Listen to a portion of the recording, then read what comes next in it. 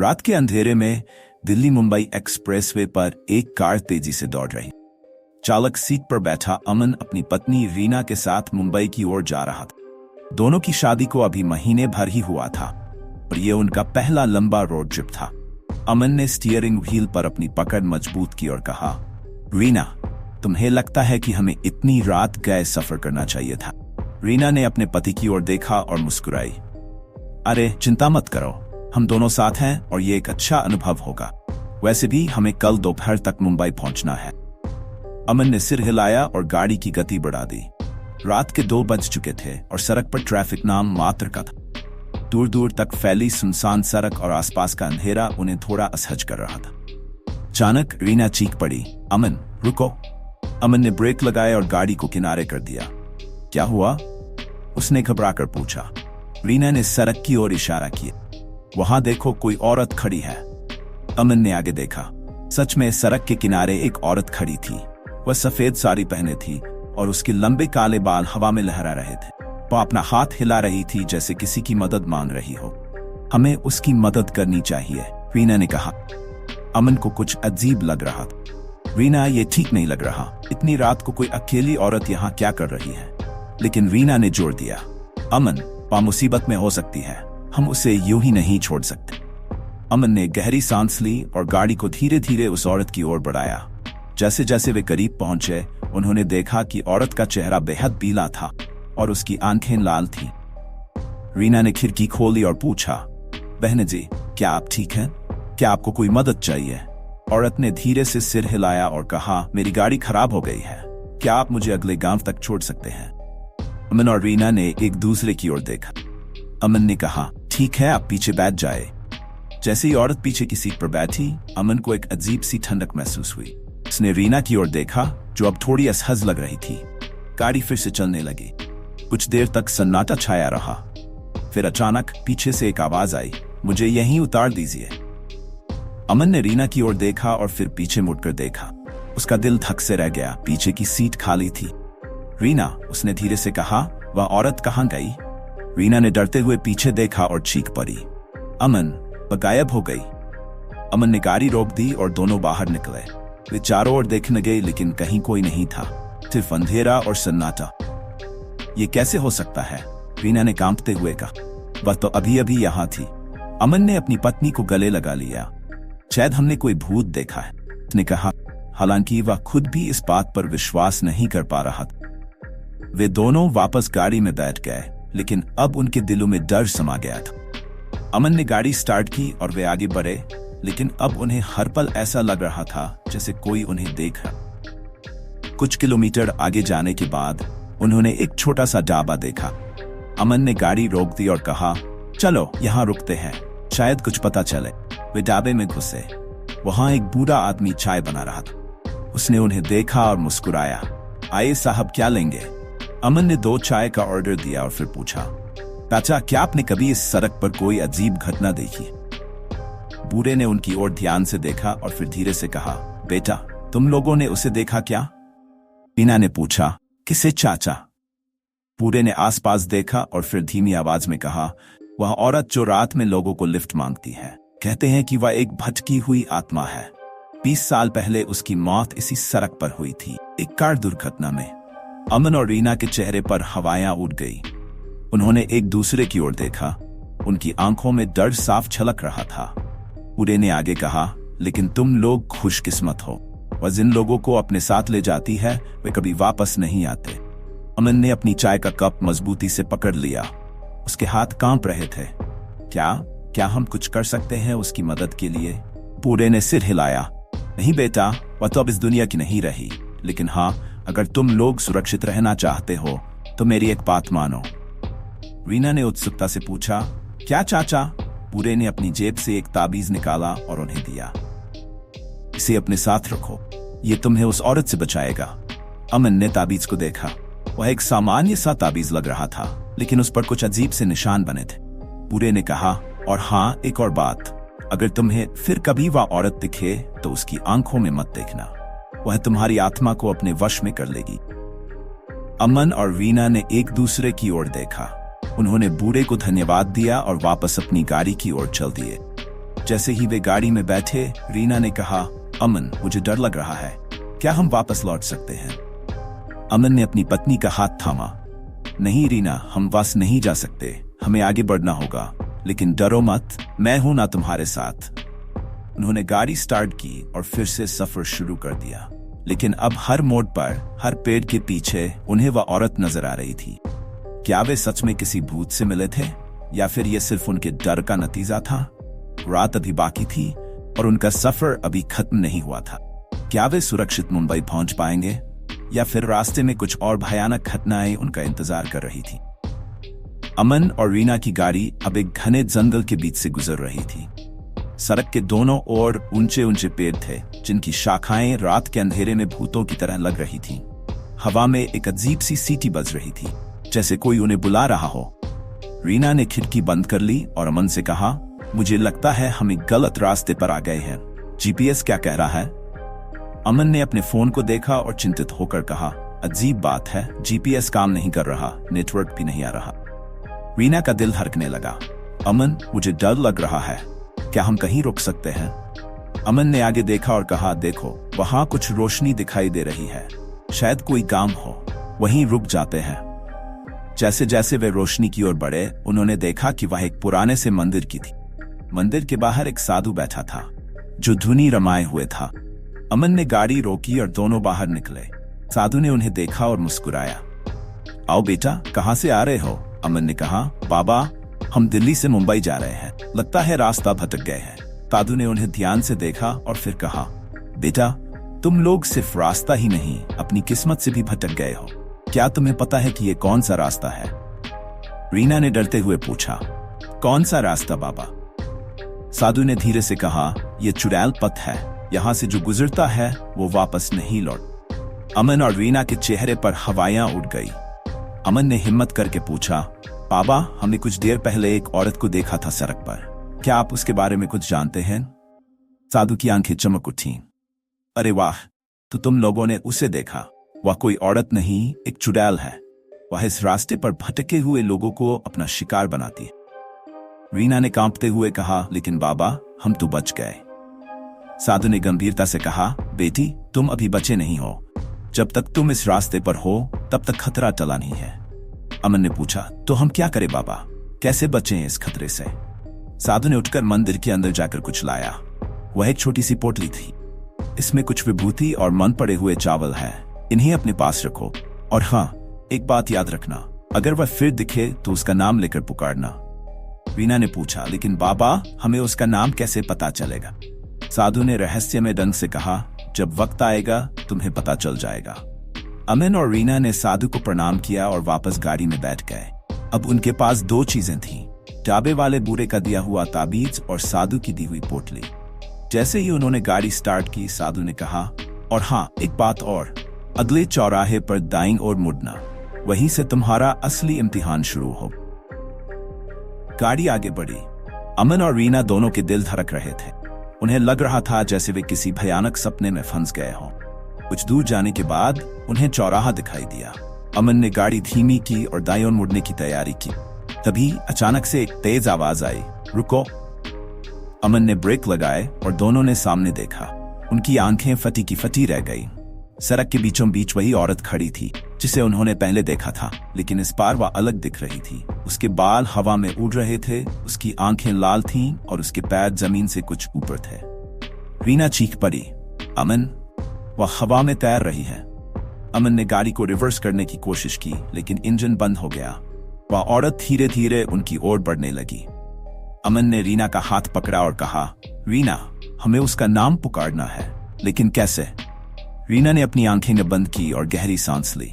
अचानक उसे कुछ याद आया। उसने आंखें खोली और चिल्लाकर कहा, मायावी, तेरा नाम मायावी है।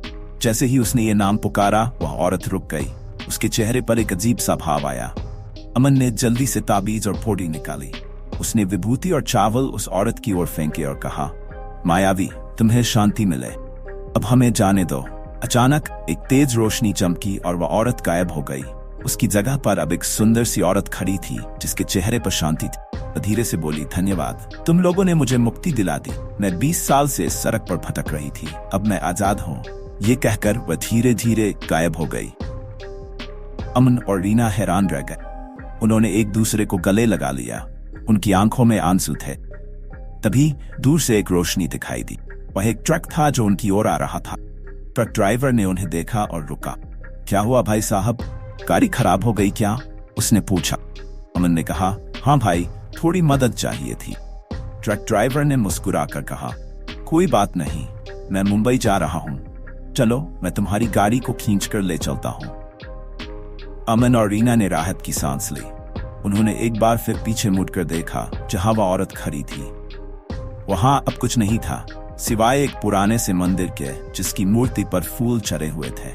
जैसे जैसे उनकी गाड़ी आगे बढ़ी, वे महसूस कर रहे थे कि उन्होंने न सिर्फ एक भटकी हुई आत्मा को मुक्ति दिलाई है, बल्कि खुद भी एक भयानक अनुभव से बच निकले हैं। लेकिन क्या वाकई सब कुछ खत्म हो गया था, या फिर यह सिर्फ शुरुआत थी? सुबह की पहली किरण ने आसमान को सुनहरा रंग दे दिया था।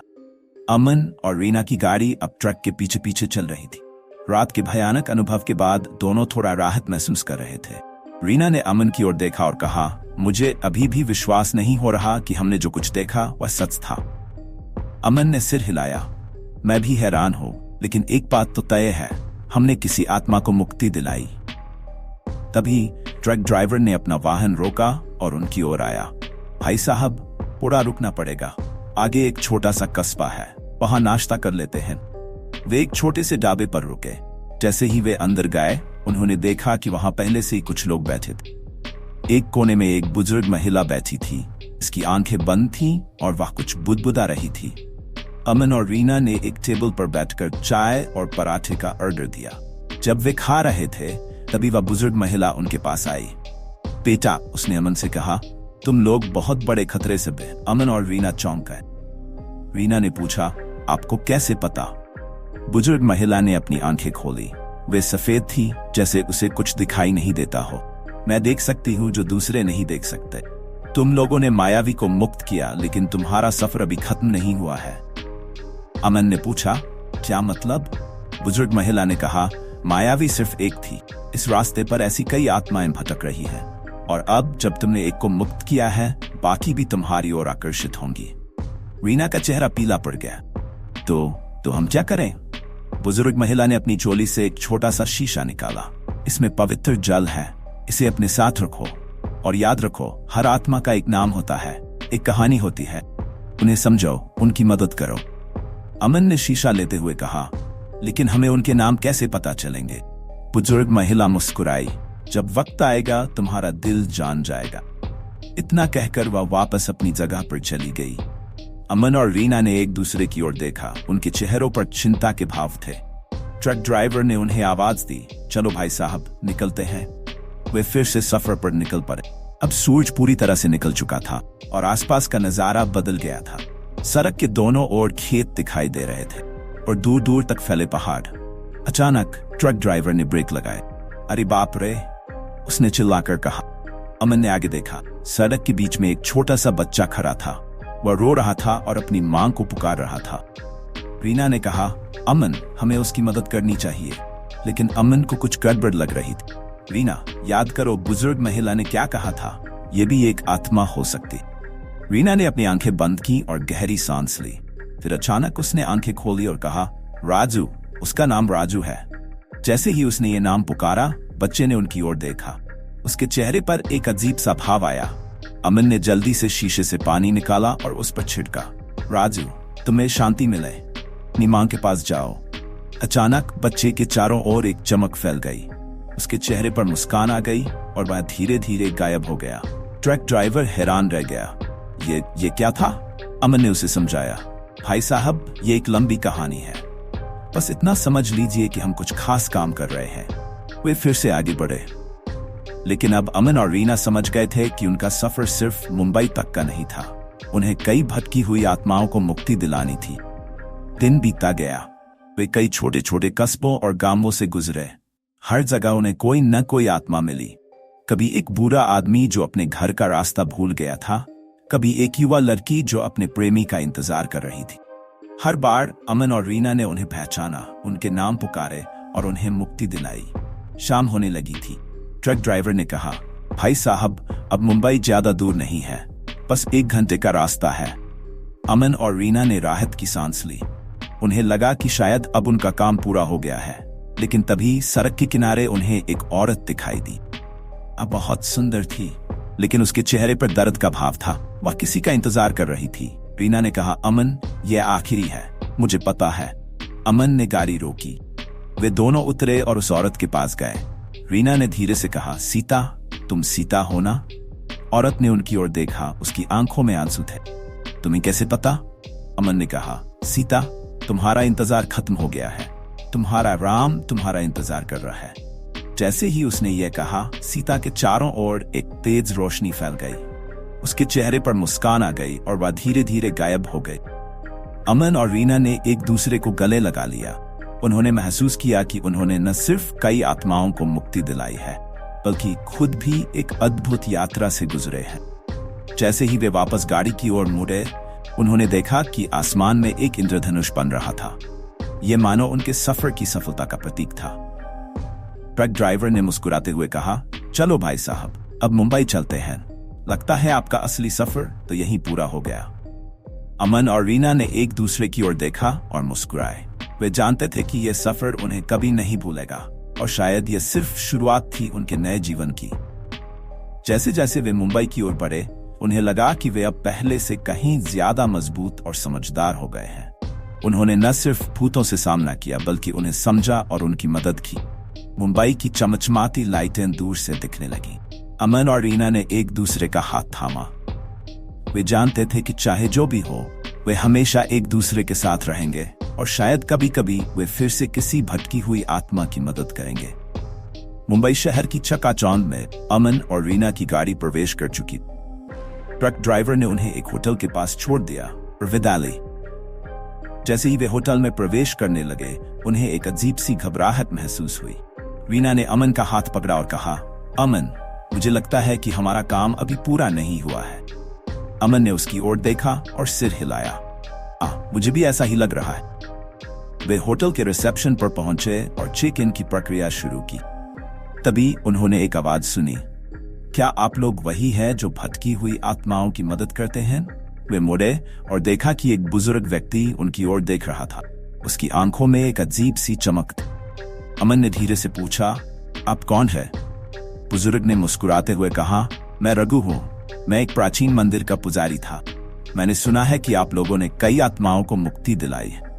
रीना ने पूछा, आपको कैसे पता? रघु ने कहा, मेरे पास एक विशेष शक्ति है। मैं आत्माओं से बात कर सकता हूँ, और मुझे लगता है कि आप लोगों को एक आखिरी काम करना है। अमन और रीना ने एक दूसरे की ओर देखा। उन्हें लगा कि शायद इसीलिए उन्हें वह अजीब सी घबराहट महसूस हो रही थी। रघु ने आगे कहा, इस शहर में एक पुराना किला है। वहां एक शक्तिशाली आत्मा फंसी हुई है। वह बहुत क्रोधित है और कई लोगों को नुकसान पहुंचा चुकी है। आप लोगों को उसे मुक्त करना हो। अमन ने पूछा, लेकिन हम ऐसा कैसे कर सकते हैं? रघु ने उन्हें एक प्राचीन मंत्र सिखाया और कहा, इस मंत्र का उच्चारण करना और फिर उस आत्मा का नाम पुकारना, लेकिन सावधान रहना, यह आत्मा बहुत शक्तिशाली है। रीना ने पूछा, उसका नाम? रघु ने कहा, उसका नाम तुम्हें वहां जाकर ही पता चलेगा। इतना कहकर रघु गायब हो गया। अमन और रीना हैरान रह गए। उन्होंने तुरंत किले की ओर जाने का फैसला किया। रात का अंधेरा छा चुका था और किला एक भूतिया इमारत की तरह दिख रहा। जैसे ही वे किले के अंदर प्रवेश किए, उन्हें एक तेज हवा का झोंका महसूस हुआ। चारों ओर अजीब सी आवाजें आ रही। अचानक एक तेज चीख सुनाई दी। अमन और रीना ने देखा कि सामने एक भयानक आकृति खड़ी थी। उसकी आंखें लाल थी और उसके चारों ओर एक काला धुआं था। रीना ने डरते हुए कहा, अमन, ये वही है। अमन ने हिम्मत जुटाई और मंत्र का उच्चारण शुरू किया। जैसे जैसे वह मंत्र पढ़ रहा था, वह आकृति और भी क्रोधित होती जा रही। तभी रीना को कुछ याद आया। उसने चिल्लाकर कहा, दुर्गादास, तुम्हारा नाम दुर्गादास है। जैसे ही उसने ये नाम पुकारा, वह आकृति रुक गई। उसकी आंखों में एक अजीब सा भाव आया। अमन ने जल्दी से अपने पास रखे पवित्र जल को उस पर छिड़का और कहा, दुर्गादास, तुम्हें शांति मिले, तुम्हारा क्रोध अब खत्म हो, जाओ, मुक्त हो जाओ। अचानक एक तेज रोशनी फैली और वह आकृति धीरे धीरे बदलने लगी। उसकी जगह अब एक सुंदर युवक खड़ा था, जिसके चेहरे पर शांति का भाव था। दुर्गादास ने कहा, धन्यवाद, मैं सैकड़ों सालों से यहाँ फंसा हुआ था, अपने क्रोध और बदले की भावना में। तुम लोगों ने मुझे मुक्त कर दिया। इतना कहकर वह गायब हो गए। किले में एक अजीब सा सन्नाटा छा गया। अमन और रीना ने राहत की सांस ली। उन्होंने महसूस किया कि उनका काम पूरा हो गया है। जैसे ही वे किले से बाहर निकले, उन्होंने देखा कि सामने रघु खड़ा था। उसके चेहरे पर मुस्कान थी। रघु ने कहा, तुम लोगों ने बहुत बड़ा काम किया है, अब तुम्हारा सफर पूरा हो गया है। अमन ने पूछा, लेकिन ये सब क्यों हुआ? हमें ही क्यों चुना गया? रघु ने गंभीरता से कहा, हर युग में कुछ लोग चुने जाते हैं जो इस दुनिया और परलोक के बीच का पुल बनते हैं। तुम दोनों उन्हीं में से हो। तुम्हारे प्यार और करुणा ने इन आत्माओं को मुक्ति दिलाई। रीना ने पूछा, अब? रघु ने मुस्कुराते हुए कहा, अब तुम अपना जीवन जियो, लेकिन याद रखो तुम्हारे पास एक विशेष शक्ति है। जब भी कोई आत्मा तुम्हारी मदद मांगेगी, तुम उसे पहचान लोगे। इतना कहकर रघु भी गायब हो गया। अमन और रीना ने एक दूसरे की ओर देखा। उनकी आंखों में प्यार और विश्वास था। वे जानते थे कि उन्होंने न सिर्फ कई आत्माओं को मुक्ति दिलाई है, बल्कि खुद भी एक नया जीवन पाया है। वे होटल की ओर लौट पड़े। आसमान में तारे चमक रहे थे और हवा में एक अजीब सी शांति थी। उन्हें लगा जैसे पूरी कायनात उनके साथ है। जैसे जैसे वे चल रहे थे, उन्होंने महसूस किया कि उनका सफर सिर्फ दिल्ली से मुंबई का नहीं था। ये एक ऐसा सफर था जिसने उन्हें जीवन और मृत्यु के रहस्यों से परिचित कराया था। उन्होंने सीखा था कि प्यार और करुणा की शक्ति कितनी महान होती है। अब वे जानते थे कि उनका जीवन पहले जैसा नहीं रहेगा। वे हमेशा उन आत्माओं की मदद के लिए तैयार रहेंगे जो उनकी मदद मांगेंगी, लेकिन साथ ही वे अपना जीवन भी पूरी तरह से जिएंगे। जैसे ही वे होटल पहुंचे, उन्होंने एक दूसरे को गले लगाया। उनकी आंखों में आंसू थे, लेकिन ये खुशी के आंसू थे। अमन ने धीरे से कहा, रीना, मुझे लगता है कि हमारी असली जिंदगी अब शुरू हुई है। रीना ने मुस्कुराते हुए कहा, अमन, और मुझे खुशी है कि मैं इस सफर पर तुम्हारे साथ थी। वे होटल में प्रवेश किए, जानते हुए कि उनका जीवन अब एक नई दिशा ले चुका। वे अब सिर्फ पति पत्नी नहीं थे, बल्कि दो ऐसे इंसान थे जिन्हें एक खास जिम्मेदारी मिली थी, भटकी हुई आत्माओं की मदद करने की। और इस तरह हाईवे पर शुरू हुआ उनका सफर जीवन के एक नए रास्ते पर ले आया था। एक ऐसा रास्ता जो रहस्यों से भरा था, लेकिन साथ ही प्यार और करुणा से भी।